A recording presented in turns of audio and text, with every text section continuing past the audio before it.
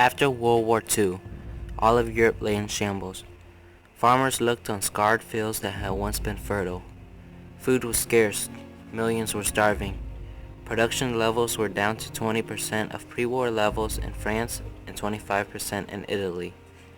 Everyone suffered. Both sides of the Iron Curtain needed assistance getting back to normal. But Europe stood divided between democracy and communism. The Allies looked to the United States, a leader in the war, to continue as a world leader. But a former ally, the Soviet Union, opposed any effort to ensure free elections across Europe, hoping to set up a buffer zone, a communist bloc, between themselves and the West. Their leader, Premier Joseph Stalin, was determined to claim the right to defend his country from another foreign invasion by an enemy. The world was forever changed. The Cold War had begun. On March 12, 1947, United States President Harry S. Truman made it U.S. policy to protect nations threatened by communism. In doing so, Truman laid the responsibility for protecting the free world squarely on the shoulders of the United States. This protection would involve the responsibility for rebuilding a continent.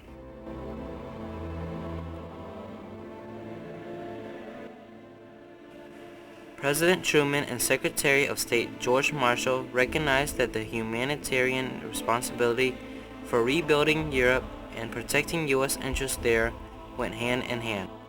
The Soviets had shown that they had no intention of honoring the right to free elections promised in the Yalta Agreement. In the words of Churchill, an iron curtain has fallen across Europe. In 1947, representatives of the four major Allied powers met in Moscow to discuss post-war conditions. A major concern for the U.S. was the German economy, but Soviet Premier Joseph Stalin brushed the subject aside, demanding $10 billion in reparations from Germany. George Marshall, afraid that the Soviet Union planned to use poverty as a weapon to help install communist governments, left the conference. Marshall was convinced that the United States must assume the responsibility for protecting the right of self-determination in Europe. On March 5, 1947, he announced a plan to rebuild Europe.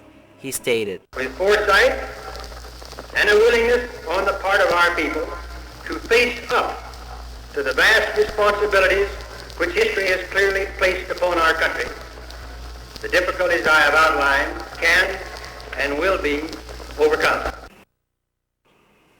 Europe needed substantial help to face the economic, social, and political deterioration caused by the war. The problems, Marshall felt, were graver than those caused by either World War I or the Great Depression. The proposed Marshall Plan was based on three ideas. First, the people of Europe had a moral right to aid. Second, strong European economies made lucrative markets for American goods. And third, strong European governments would not be threatened by Soviet aggression. The first step would be a summit of European nations who would draw up a list of basic requirements and the steps they would take to receive aid from the United States. The plan must include a spirit of openness and cooperation, working in partnership and collaboration. Britain and France invited 22 nations to the summit. However, only 16 nations accepted the Marshall Plan. They formed the Committee of European Economic Cooperation. The plan excluded communist political parties and communist-dominated trade unions, thus antagonizing the Soviet Union. Soviet Minister Vyacheslav Molotov walked out of the conference saying, "The Soviet Union rejects this plan as totally unsatisfactory." Stalin denounced the plan as a capitalist trick and refused to participate. He forbade any Soviet bloc country to participate in the committee. The United States responded by emphasizing its right to establish guidelines for distribution of aid. In September 1947, the committee issued the report for estimating needs and costs of European recovery for the duration of 4 years. It would cost billions. The committee also created the Organization for European Economic Cooperation to manage the program from Europe. Any country had the right to join the organization. Nearly every European country became a member except Spain, the Soviet bloc countries, and Allied occupied Germany.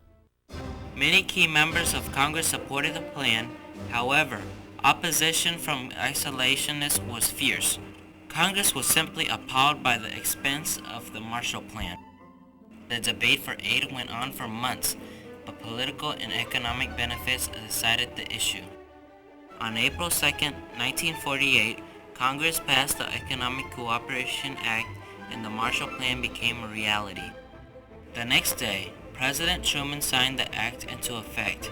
He said, "Few presidents have had the opportunity to sign legislation of such importance. This measure is America's answer to the challenge facing the free world today." Congress believed that people with business and financial experience could best supervise the Marshall Plan.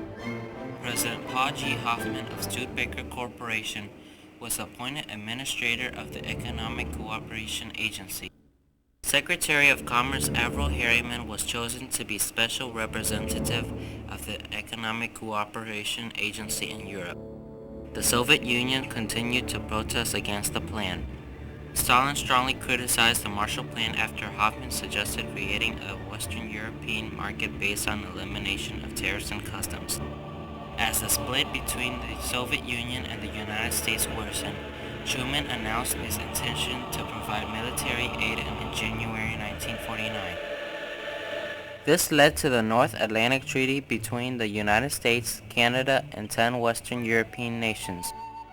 The United States championed the right of all nations to protection against Soviet aggression by a formal alliance, called the North Atlantic Treaty Organization, or NATO. That same year, Yugoslavia broke away from the Soviet sphere of influence and accepted the Marshall Plan. By breaking away from the Soviet bloc, Yugoslavia earned the right to determine its future and later received approximately $150 billion in aid from the United States. Despite the conflict between the Soviet Union and the U.S., the Marshall Plan proved successful on many levels. Participating countries were firmly united with the United States against communism. After 2 years of the Marshall Plan, the industrial production rates were at pre-war levels. Europe's gross national product rose 32%, from $120 billion to $159 billion. The Marshall Plan had helped liquidate the Bank of England's short-term debt. It had also helped restrain inflation in the Netherlands and began a program of land reclamation as well as to help low-cost housing for industrial workers. In Italy, the Marshall Plan lowered the high unemployment rates by providing industrial, agricultural, and public works projects. The Marshall Plan had built the Limburg Dam in Austria and reopened the Corinth Canal in Greece. About $12 billion have been spent by the middle of 1951, which were mainly used for fuel, food, feed, fertilizers, and equipment. The Marshall Plan had a major impact. By taking the responsibility for rehabilitating Europe, the United States helped change the course of history. The Marshall Plan raised the standard of living in Western Europe. It increased productivity, stimulated trade, and economic growth. The Marshall Plan helped preserve political stability and individual rights, and it helped the U.S. establish a unified European-American opposition to communism.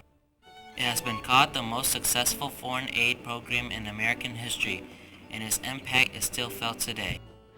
Former German Chancellor Helmut Schmidt wrote, "The United States ought not to forget that the emerging European Union is one of its own greatest achievements. It would never have happened without the Marshall Plan." The shambles of World War II had been rebuilt. The once scarred fields were again fertile. The hungry could be fed. The Marshall Plan put Europe back on its feet and on a path to prosperity.